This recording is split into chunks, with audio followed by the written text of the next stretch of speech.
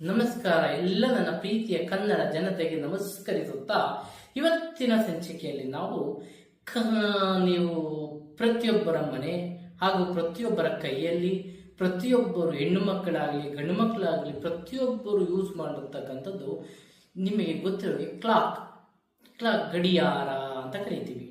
ಇದನ್ನು ಉಪಯೋಗಿಸುವುದು ಮತ್ತು ಇದನ್ನು ಯಾವಾಗಲೂ ನಾವು ಅಲಂಕರಿಸುವುದು ಕೈಯಲ್ಲಿ ಇದು ಒಳ್ಳೆಯದ ಕೆಟ್ಟದ್ದ, ಯಾವ ದಿಕ್ಕಿನಲ್ಲಿದ್ದರೆ ಉತ್ತಮ, ಯಾವ ದಿಕ್ಕಿನಲ್ಲಿದ್ದರೆ ಅತ್ಯುತ್ತಮ, ಯಾವ ದಿಕ್ಕಿನಲ್ಲಿದ್ದರೆ ಒಳ್ಳೆಯದಲ್ಲ ಅನ್ನೋದ್ರ ಬಗ್ಗೆ ನಾವು ನೋಡ್ತಾ ಹೋಗೋಣ. ಅದಕ್ಕಿಂತ ಮೊದಲು ನನ್ನ ಕುಲದೇವತೆಯಾದಂತಹ ಲಕ್ಷ್ಮೀ ರಂಗನಾಥ ಸ್ವಾಮಿ, ಕವಿ ರಂಗನಾಥ ಸ್ವಾಮಿ, ಗುಂಡಪ್ಪ ಸ್ವಾಮಿಯ ಪಾದಾರ ಮಂತ್ರಗಳಲ್ಲಿ ನಮಸ್ಕರಿಸುತ್ತಾ ನೋಡಿ, ಗಡಿಯಾರ ಅನ್ನೋದು ಅದು ನಾವು ಹೇಗೆ ನಡ್ಕೊಂಡು ಹೋಗ್ತೀವೋ ಅದು ಒಂದು ನಮ್ಮ ಜೀವನದಲ್ಲಿ ನಮಗೆ ಪಾಸಿಟಿವ್ ವೈಬ್ರೇಷನ್ನ ಕೊಡುತ್ತದೆ.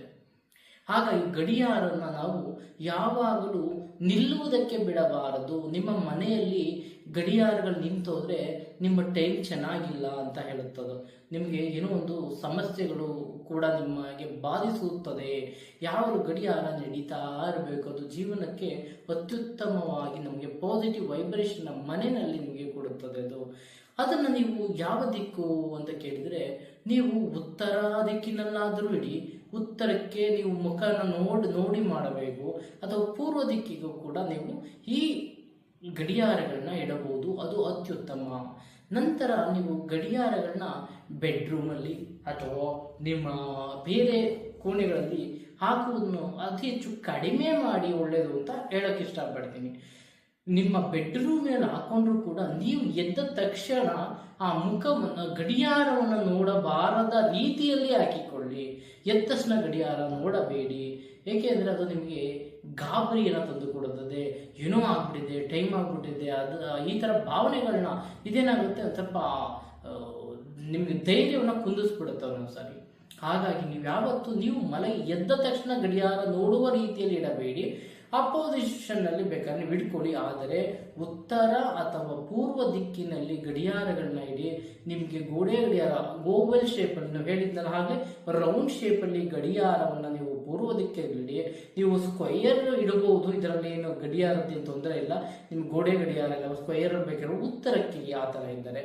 ಮತ್ತೆ ಉತ್ತರಕ್ಕಿದ್ದಾಗ ನೀವು ಆದಷ್ಟು ಸಿಲ್ವರ್ ರಿಲೇಟೆಡ್ ಗಡಿಯಾರವನ್ನು ತಂದಿಟ್ಕೊಳ್ಳಿ. ಮರದಲ್ಲಿ ಅಥವಾ ಆರೆಂಜ್ ಕಲರ್ ಇದ್ರೆ ಪೂರ್ವ ದಿಕ್ಕಿನಲ್ಲಿ ಇಟ್ಕೊಳ್ಳಿ, ಅದು ಕೂಡ ನಿಮಗೆ ಯಶಸ್ಸನ್ನ ಕೊಡುತ್ತೆ.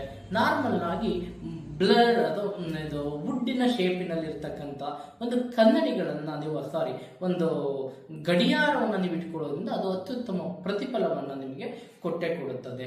ಆಮೇಲೆ ಇನ್ನೊಂದೇನಂದ್ರೆ, ಯಾವುದೇ ಕಾರಣಕ್ಕೂ ಗಡಿಯಾರ ನಿಮಗೆ ನಿಂತಿದೆ ಅಂತ ಗೊತ್ತಾದ್ರೆ ಇಮಿಡಿಯೇಟ್ ಆಗಿ ಅದನ್ನ ಶೆಲ್ ತಂದು ಹಾಕೋದು, ಇಲ್ಲ ರೀಚಾರ್ಜ್ ಮಾಡೋದು, ಇಲ್ಲ ಅಂದ್ರೆ ಅದಕ್ಕೆ ಎಲೆಕ್ಟ್ರಿಕ್ ಆಗಿರೋದಕ್ಕೆ ಏನೋ ಒಂಥರ ಕೀ ಕೊಡೋದು, ಏನೇನು ಇರುತ್ತೆ ಆ ಥರದ್ದನ್ನ ನೀವು ಮಾಡಿಕೊಡಿ. ದಯವಿಟ್ಟು ನಿಲ್ಲುವುದಕ್ಕೆ ಅದನ್ನು ಬಿಡಬೇಡಿ. ಗಡಿಯಾರವನ್ನು ನೀವು ಗಡಿಯಾರ ಕೈಗೆ ಅಥವಾ ನೀವು ಕಟ್ಟಿಕೊಳ್ಳೋದ್ರಿಂದ ಕೆಲವೊಬ್ರು ಬಲಗೈ ಕಟ್ತಾರೆ, ಕೆಲವರು ಎಡಗೈ ಕಟ್ತಾರೆ, ಅವರ ಅದರಲ್ಲೂ ಇದೆ. ನೀವು ಆದಷ್ಟು ಈ ಲೆಫ್ಟ್ ಹ್ಯಾಂಡ್ ಇದ್ದರೆ ನೀವು ಲೆಫ್ಟ್ ಹ್ಯಾಂಡ್ ಇದ್ದಾಗ ಬರಿತಾ ಇರ್ತೀವಿ, ನೀವು ರೈಟ್ ಹ್ಯಾಂಡಲ್ಲಿ ಬರಿತಾ ಇರ್ತಿರಲ್ಲ, ಆಗ ಲೆಫ್ಟ್ ಹ್ಯಾಂಡಿಗೆ ಕಟ್ಟಿ ಅಂತವ್ರು.